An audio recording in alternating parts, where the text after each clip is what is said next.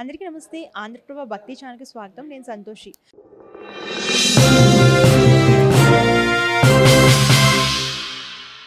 ప్రస్తుతం మనం మహేంద్ర హిల్స్‌లో ఉన్నటువంటి శ్రీకృష్ణ మఠ్ ఆలయంలో అయితే ఉన్నామండి. ఇక్కడ శ్రీకృష్ణ ఆలయం, అలాగే ఆంజనేయ స్వామి ఆలయం అయితే ఉంది. ప్రస్తుతం మనతో ఆలయ అర్చకులైనటువంటి ఆశీష్ ఆచార్య గారు ఉన్నారు. ఆయన అడిగి పూర్తి వివరాలు తెలుసుకుందాం. నమస్తే అండి. ఇక్కడ శ్రీకృష్ణుడికి ఏ సాంప్రదాయంలో పూజా విధానం ఉంటుంది? ఇది తౌలవ సమాజం వారి శ్రీకృష్ణ మఠము.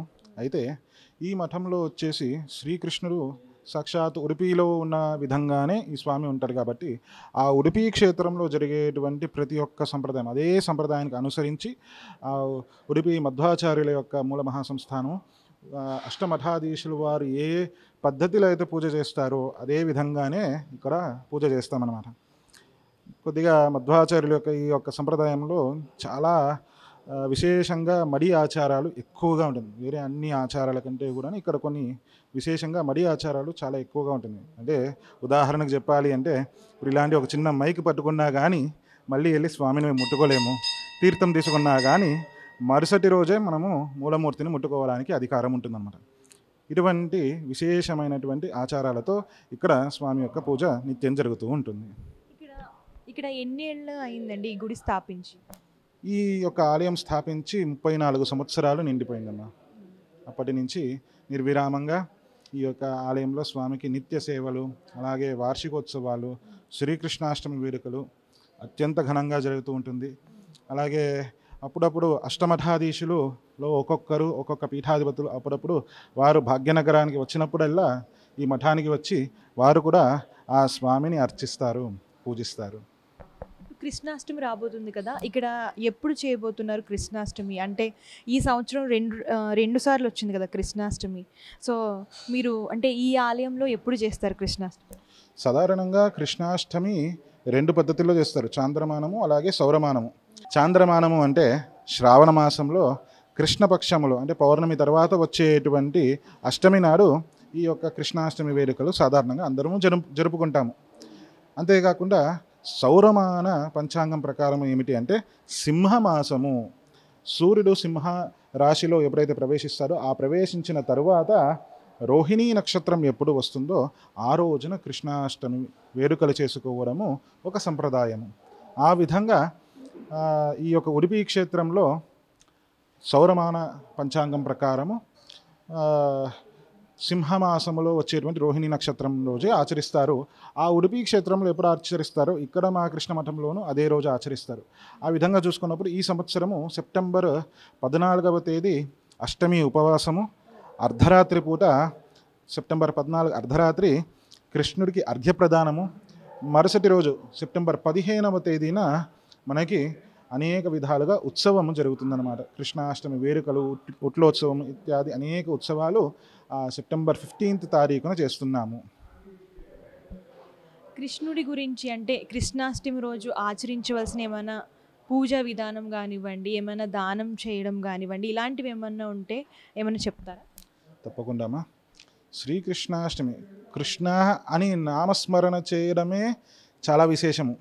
కాబట్టి కృష్ణ నామస్మరణం చేసుకుంటూ మనము విశేషంగా పూజలు అంటే పొద్దున నుండి ఉపవాసం ఉండి అర్ధరాత్రి పూట అర్ఘ్యప్రదానము ఇవ్వడము విశేషము. కృష్ణుడికి అర్ఘ్యప్రదానం ఇవ్వాలి. అలాగే కృష్ణుడు పుట్టింది చంద్రవంశంలో కాబట్టి ఆ చంద్రుడికి కూడా ఆ చంద్రోదయ సమయంలో అర్ఘ్యప్రదానం వదలాలి. ఇదే కృష్ణాష్టమి యొక్క విశేషమైనది. అయితే ఆ ఉపవాసం ఉన్న రోజు ఆయనకు అనేక విధాలైనటువంటి పిండి వంటలు, అలాగే మిఠాయిలు ఇటువంటివి మనకు తోచినట్టుగా పసిపిల్ల వాళ్ళకి ఏది చాలా ఇష్టంగా ఉంటుందో, నచ్చుతుందో అలా మనము కృష్ణుని భావించుకుంటూ మన ఇంటిలో మన చేతుల మీదుగా మనము పిండి వంటలు చేసి శ్రీకృష్ణుడికి అర్ధరాత్రి పూట అర్ఘ్యప్రదానమైన తరువాత ఆయనకి నివేదన పెట్టాలి. మరుసటి రోజున మనము ఉత్సవం చేసుకోవాలన్నమాట. ఈ విధంగా చేసుకోవడం అత్యంత విశేషమైనది.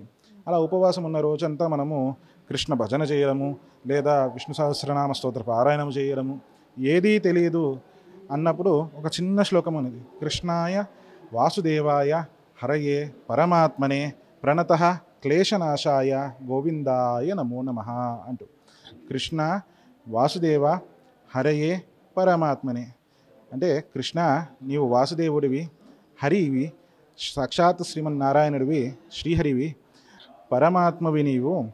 ప్రణత క్లేశనాశాయ స్వామికి నీకు నమస్కరిస్తున్నానయ్యా. నా క్లేశములు అంటే నా కష్టాలన్నీ తొలగించవయ్యా. ప్రణత క్లేశనాశాయ గోవిందాయ నమో నమః. అటువంటి ఓ గోవింద నీకు మరలా మరలా నమస్కరిస్తున్నాను స్వామి అంటూ ఆయన శరణాగతి పొంది ఆయనను శరణు వేడి ఆయనకు సాష్టాంగ నమస్కారం చేస్తూ ఈ శ్లోకాన్ని చెబితే చాలా ప్రసన్నుడైపోతారు. ఎవరు శరణు వేడతారో ఆయనకు తోడుగా ఉంటారు స్వామి. ఈ ఆలయంలో శ్రీకృష్ణుడు మనకు ఏ విధంగా దర్శనమిస్తాడంటే ఏ రూపంలో ఉంటారు? ఆ రూపం గురించి వివరించారు. ఈ యొక్క ఆలయంలో మా శ్రీకృష్ణ పరమాత్మ ఉడిపి క్షేత్రంలో ఉన్నట్టుగానే ఉంటారన్నమాట. కృష్ణం వందే మందపాశధరం దివ్యార్భకాకృతిం శిఖాబంధత్రయోపేతం భైష్మీ మధ్వకరార్చితం అని ఉడిపి కృష్ణుడికి ఉండేటువంటి ధ్యాన శ్లోకం అన్నమాట. అంటే ఆయన మందపాశధరం అంటే కవ్వము, అలాగే పాశము అంటే తాడు. ఆ కవ్వానికి తాడు కట్టేసి నడుముకు కట్టేసి ఉన్నటువంటి స్వరూపము మందపాశం. దివ్యార్భకాకృతిం మహా తేజోస్వరూపము. శిఖాబంధ త్రయోపేతం. మీరు గమనిస్తే అభిషేకం చేసేటప్పుడు స్వామిని కనుక మీరు గమనిస్తే ఆయనకి 3 శిఖలు ఉంటుంది. శిరస్సు పైన, ఇక్కడ వెనకాల, మరి ఇంకొకటి, ఇలా 3 శిఖలు ఆయన కనిపిస్తుంది అన్నమాట. శిఖాబంధ త్రయోపేతం భైష్మీ మధ్వకరాశితం. భీష్మక మహారాజు అయినటువంటి రుక్మిణీదేవి పూజించినటువంటి ఓ కృష్ణుడా అంటూ దీని యొక్క అర్థం అనమాట. అలాంటి ఆ కృష్ణుడి యొక్క స్వరూపమే ఉడిపిలో ఉన్నది. ఆ ఉడిపిలో ఉన్న స్వరూపమే ఇక్కడ కూడా మనకు దర్శనమిస్తున్నారు స్వామివారు. ధన్యవాదాలు. శ్రీకృష్ణ. చూసారు కదండి, శ్రీకృష్ణుడికి అభిషేకం ఎంత చక్కగా చేశారో. ఈ ఆలయం చాలా ప్రశాంతంగా ఉందన్నమాట. ఇదేంటంటే మహేంద్ర హిల్స్లో ఉంటుంది. తౌలవ సమాజ శ్రీకృష్ణ మఠం అన్నమాట.